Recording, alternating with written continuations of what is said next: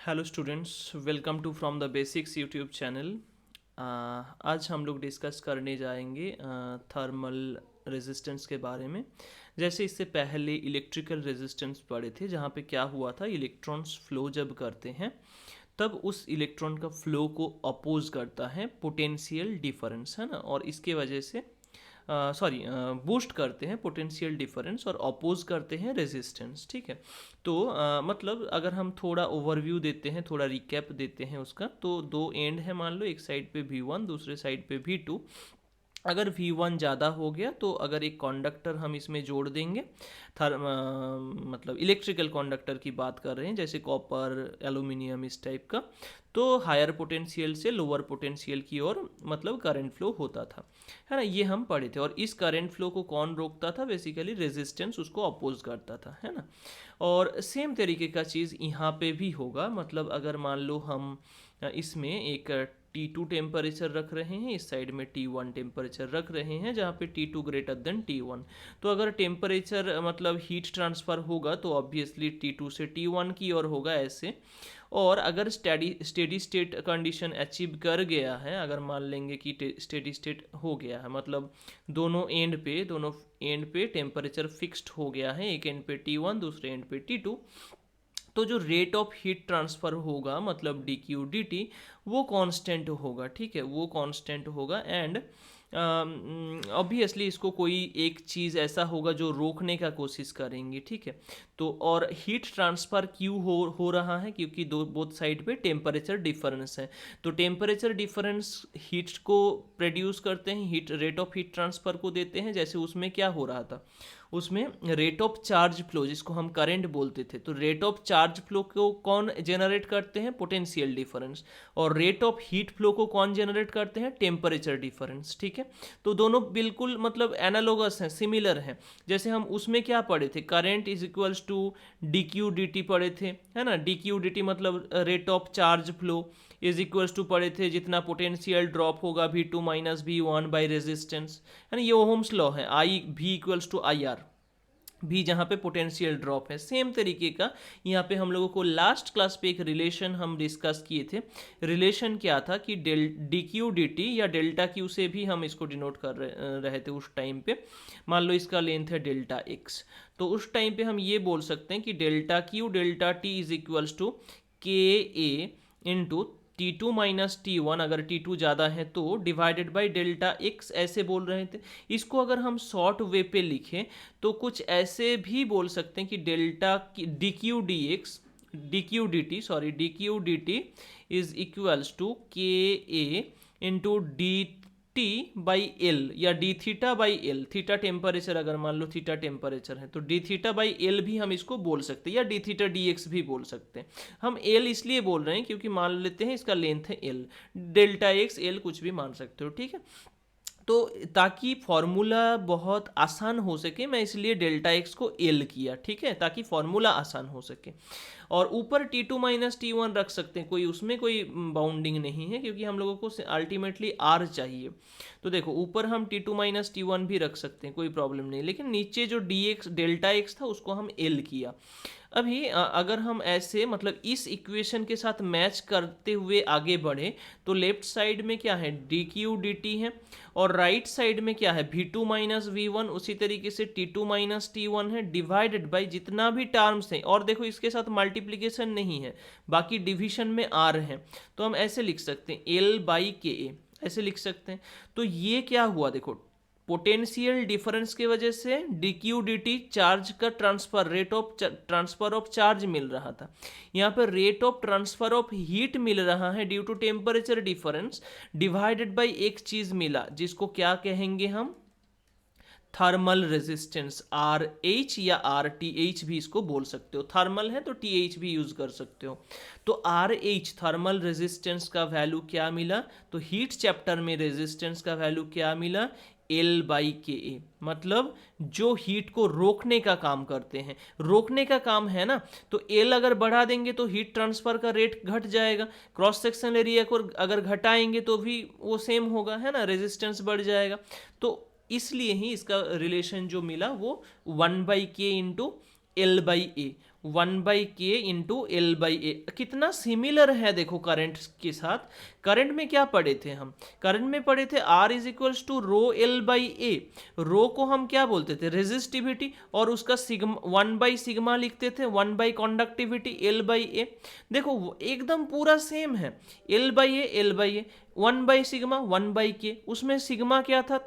Normal electrical conductivity था, और ये क्या है? के है थर्मल कंडक्टिविटी। मतलब पूरा सिमिलर है। थर्मल रेजिस्टेंस एंड वो इलेक्ट्रिकल रेजिस्टेंस के बीच में कोई अंतर नहीं है। उसमें सिर्फ इलेक्ट्रॉन्स का फ्लो को रोकते हैं, यहाँ पे हीट का फ्लो को रोक रहे हैं। सिंपल मैटर, ठीक है। तो अभी इसका सीरीज एंड पैरेलल कॉम्बिनेशन अगर देखें तो रेजिस्टेंस जैसा ही होता है, रेजिस्टेंस जैसा ही होता है सीरीज एंड पैरेलल कॉम्बिनेशन। अगर मान लो हम ऐसे कंसीडर करें कि दो ऐसे रॉड हैं, एक रॉड ऐसा हो गया और दूसरा रॉड इस साइड में ऐसे अटैच है, ठीक है। इसका क्रॉस सेक्शनल हुआ मान लो A1, इसका लेंथ हुआ मान लो L1, और इसका जो क्या क्या जरूरी है RH के लिए, क्या फॉर्मूला क्या था? L/KA, ये फॉर्मूला था। मतलब लेंथ चाहिए, थर्मल कंडक्टिविटी एंड एरिया, ये तीन यहाँ पे इंपॉर्टेंट है। तीन चीज एक एक रॉड के लिए मान ली है। सेम इसमें अगर मान लेंगे कि L2, A2 एंड K2, ठीक है। तो रेजिस्टेंस जो इसका इक्विवेलेंट होगा, मान लेते हैं इसका इक्विवेलेंट, मतलब तो समझ रहे हो ना कि मान लो इन दो बंदे ने एक काम को कर रहे हैं, करने में 5 दिन लगा रहे हैं। तो उन दो बंदे के जगह पे एक पर्सन अगर जाके उस काम को करे और 5 दिन ही अगर टाइम लगाए, तो क्या होगा? उन दोनों को रिप्लेस करके एक एक मतलब एक को ही हम रिक्रूट कर सकते हैं। मान लो 50 लेबर हैं एक कंपनी पे, 50 लेबर एक काम को एक दिन में कर रहे हैं, ठीक है। एक काम को एक दिन में कर रहे हैं। उसके जगह पे अगर 20 लेके जाए, 20 ऐसा एफर्ट, बहुत मतलब एफिशिएंसी वाला लोगों को अगर हम नियोग करें, उसमें नियुक्ति दे, तो उसमें क्या होगा?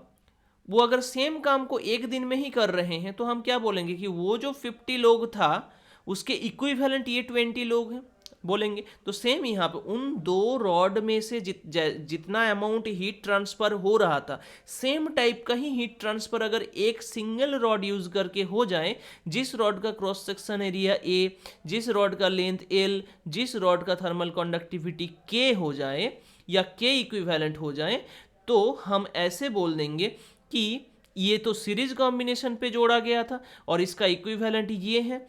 तो बोलेंगे कि RH इक्विवेलेंट सीरीज कॉम्बिनेशन के लिए कर रहे हैं। कहाँ पे? सीरीज कॉम्बिनेशन के लिए, ठीक है, सीरीज कॉम्बिनेशन। तो उसमें कॉम्बिनेशन, अच्छा, तो इसमें क्या होगा? RH equivalent is equals to R1 plus R2 हो जाएगा। R का फॉर्मूला पे वैल्यू पुट करो, L/ इक्विवेलेंट मतलब ये वाला ले रहे हैं, L/A into K equivalent is equals to, इसमें क्या होगा? L1/K1A1 प्लस L2/K2A2, ठीक है। ये आ गया पूरा। मतलब अगर मान लो कहीं पे ऐसे डिफरेंट लेंथ का, डिफरेंट क्रॉस सेक्शन एरिया का अगर दे देते हैं और बोलते हैं कि इसका फिर इक्विवेलेंट थर्मल कंडक्टिविटी निकालो, ऐसे ऐसे भी दे सकते हैं। या फिर मान लो दोनों अगर ये जनरल फार्मूला बना, ये जो फार्मूला है ये जनरल फार्मूला हुआ। अगर मान लो कहीं पे बोल देते हैं कि लेंथ सारे रॉड का क्रॉस सेक्शनल एरिया सेम है लेकिन लेंथ्स अलग अलग हैं, तो लेंथ्स अलग अलग होगा तो L/ cross sectional area same है, तो A K equivalent equals to L1/K1A plus L2/K2A। तो A कैंसिल आउट हो जाएगा, L/K equivalent is equals to L1/K1 plus L2/K2 कर देंगे उस टाइम पे, ठीक है। तो ये फॉर्मूला बन जाएगा। तो इस तरीके से हम इसको कर सकते हैं, ठीक है। तो जैसे कि अगर मान लो इस टाइप का एक क्वेश्चन दे देते हैं, अच्छा पैरेलल के लिए ये तुम लोग खुद कर सकते हो। पैरेलल के लिए क्या होगा? सिंपली उल्टा हो जाएगा, ठीक है। मैं बात कर मतलब बोल देता हूँ पैरेलल के लिए, उसके बाद ही उसमें आते हैं। देखो RH अगर पैरेलल का इक्विवेलेंट निकालोगे तो 1/RH equivalent equals to 1/R1 plus 1/R2 होगा। R का फॉर्मूला क्या था? L/KA, ये फॉर्मूला था। तो इसको इन्वर्ट करेंगे तो 1/R आएगा। मतलब K equivalent A/L is equals to क्या आएगा? K1A1/L1 प्लस K2A2/L2, है ना।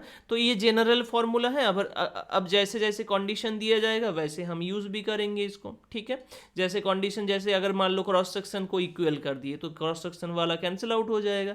अगर मान लो लेंथ्स को इक्वल कर दी तो लेंथ्स कैंसिल आउट हो जाएगा सिंपली, ठीक है। तो इस तरीके से देखो, एक एग्जाम्पल लेते तो और अच्छे तरीके से समझ पाओगे कि मैं क्या बोलना चाह रहा था, और तो एप्लीकेशन भी इसका हो जाएगा। देखो, तो एक दो ऐसा रॉड ले रहे हैं, मान लो दो, एक का लेंथ है L1, दूसरे का लेंथ है L2, ठीक है। और दोनों का क्रॉस सेक्शनल एरिया सेम है, A और A करके, ठीक है। दोनों का ही A है, इसका K1 है, इसका K2 है। अगर एक इक्विवेलेंट रॉड बनाए इससे, ताकि तो इसका अगर इक्विवेलेंट कंडक्टिविटी मान लो पूछ रहे हैं कि इक्विवेलेंट रेजिस्टेंस कितना है, अगर पूछ रहे हैं तो सेम क्रॉस सेक्शन हम रखेंगे, इसका क्रॉस सेक्शन सेम रखेंगे। लेंथ क्या करेंगे, लेंथ को भी सेम रखेंगे। मतलब इसमें क्या था, लेंथ L1 और L2, तो L1 प्लस L2 मान लो हम रखे हैं। इसका टोटल लेंथ कितना हुआ, दोनों को मिला के L1 प्लस L2, और K इक्विवेलेंट यहाँ पे हो गया इसका ये। तो क्या हो जाएगा फॉर्मूला, उस टाइम पे फॉर्मूला क्या था, L1, अच्छा फॉर्मूला था RH equivalent equals to R1 plus R2, ये फॉर्मूला था। RH इक्विवेलेंट मतलब क्या होगा, L1 plus L2 divided by A into K equivalent is equals to R1 मतलब क्या है, L1 by A K1 plus L2 by A K2, right. तो A cancel out अगर हो जाए तो L1 plus L2 by K equivalent का value हो जाएगा L1 by K1 plus L2 by K2, ठीक है। अगर हम थोड़ा इसको सिंप्लीफाई करें तो K इक्विवेलेंट इसमें मिल जाना चाहिए, ठीक है। तो इस मेथड से हम इसका K इक्विवेलेंट निकाल सकते हैं। अगर मान लो बोल देते हैं कि L1 और L2 सेम है, L1 equals to L2 same है, तो L मान लेते हैं सेम वैल्यू। तो इसमें L1 L2 को सेम करेंगे तो 2L1 आएगा, और L1 का वैल्यू ही L है, तो 2L बोल सकते हैं। 2L by K equivalent is equals to L1 by K, L by K1, sorry L by K1 plus L by K2। तो अगर दोनों ऐसा रॉड लेते हैं, दोनों का लेंथ सेम है, क्रॉस सेक्शनल एरिया भी सेम है, तब देखो सिचुएशन कैसा बना, तो देखो 2L बाई K इक्विवेलेंट, और ऊपर से अगर हम L को कॉमन करेंगे, ऊपर से अगर हम L को कॉमन करेंगे यहाँ पे, तो 1 बाई K1 1 बाई K2 आ जाएगा। तो L फिर कैंसिल आउट हो जाएगा, तो 2 बाई के इक्विवेलेंट का वैल्यू हो रहा है 1 by K1 plus 1 by K2। LCM लेंगे तो K1 K2 इसका एलसीएम होगा, एंड K1 प्लस K2 आ जाएगा। तो K इक्विवेलेंट का वैल्यू कितना होगा, 2K1 K2 by K1 plus K2। समझ रहे हो क्या, K इक्विवेलेंट का वैल्यू कितना आएगा, 2K1 K2 by K1 plus K2, under which condition, कि अगर दो रॉड का लेंथ सेम है, दो रॉड का क्रॉस सेक्शनल एरिया भी सेम है, और दोनों को सीरीज में कनेक्ट किया गया है, तो उसमें इक्विवेलेंट कंडक्टिविटी का जो फॉर्मूला आएगा वो क्या होगा, in series combination 2K1 K2 by K1 plus K2। तो अगर जनरल फॉर्मूला हम बोले तो मल्टीपल रॉड्स, मान लो multiple rods having same length and same cross section, तो क्या होगा, मान लो मल्टीपल रॉड्स मतलब कितना, n नंबर ऑफ रॉड्स हैं, तो क्या होगा, n by K equivalent is equals to 1 by K1 plus 1 by K2 plus dot dot करते हुए प्लस 1 बाई Kn हो जाएगा, ठीक है। ये फॉर्मूला बन जाएगा, क्योंकि उसमें फॉर्मूला क्या था, 2 by K equivalent is equals to 1 by K1 plus 1 by K2 था। तो ये 2 कहाँ से आया, क्योंकि दो रॉड था, L1 प्लस L2 करके 2 आया था ना, L प्लस L2L आया था उसमें। तो सेम इसमें n नंबर ऑफ रॉड्स रहे तो ऐसा होगा सिचुएशन, ठीक है। और उसमें एक बार देख लो कि उसमें क्या होगा, तो A इंटू के इक्विवेलेंट बाई L1, उसमें लेंथ तो L ही होगा, इज इक्वल्स टू, अच्छा क्रॉस सेक्शन एरिया दुगना हो जाएगा उसमें, अगर पैरेलली कनेक्ट करे तो, है ना, पैरेलली कनेक्ट करे तो क्रॉस सेक्शन एरिया दुगना हो जाएगा। तो is equals to A K1 by L plus A K2 by L। तो बेसिकली इसमें क्या आ रहा है, देखो 2K equivalent is equals to K1 plus K2, तो इसमें आ जाएगा N K equivalent is equals to K1 plus K2 करके डॉट डॉट करके प्लस Kn तक चला जाएगा, ठीक है। तो मतलब पैरेलल एंड सीरीज कॉम्बिनेशन के लिए थर्मल रेजिस्टेंस का क्या क्या फॉर्मूलाज होता है वो हम पूरा निकाल के दिखाए हैं, ठीक है। इसका देखो, इसको मैं बोलूँगा कि डायरेक्टली फॉर्मूला याद, मतलब इतना याद रखने की ज़रूरत नहीं है। इस चीज़ को याद रखना है कि आर एच का फॉर्मूला क्या है, जो कि एल बाई के ए है। और ये याद रखना कि सीरीज के लिए क्या होता है, R H equals to R H equivalent equals to R H one plus R H two. और इसके लिए पैरेलल के लिए 1/RH इक्विवेलेंट इक्वल्स टू 1, मतलब जैसे रेजिस्टेंस पे होता है सेम। ठीक है, तो बस थर्मल रेजिस्टेंस में ये ही इतना ही था। बाकी अगर कुछ डाउट होता है, कुछ न्यूमेरिकल्स अगर मेरे को मिला अच्छे तरीके का, जो कि कन्फ्यूजन स्टूडेंट्स को कभी कभी होते हैं, तो हम अपलोड करेंगे खुद। मतलब तुम भी रेफ़र कर सकते हो कि सर ये न्यूमेरिकल्स में थोड़ा डाउट हो रहा है, तो हम बोल देंगे, ठीक है, कि कैसे उसको सॉल्व करना है। ठीक है, अगर कुछ डाउट होता है तो ऑब्वियसली कमेंट सेक्शन पे कमेंट करना। एंड अगर वीडियो पसंद आया तो लाइक शेयर करना, और अगर चैनल पे नया हो तो चैनल को सब्सक्राइब करके बेल आइकन को प्रेस करना, ताकि इस तरीके का नया इन्फॉर्मेटिव वीडियोस सबसे पहले तुम लोगों के पास पहुंच जाए। ठीक है, ओके, इस वीडियो को देखने के लिए थैंक यू।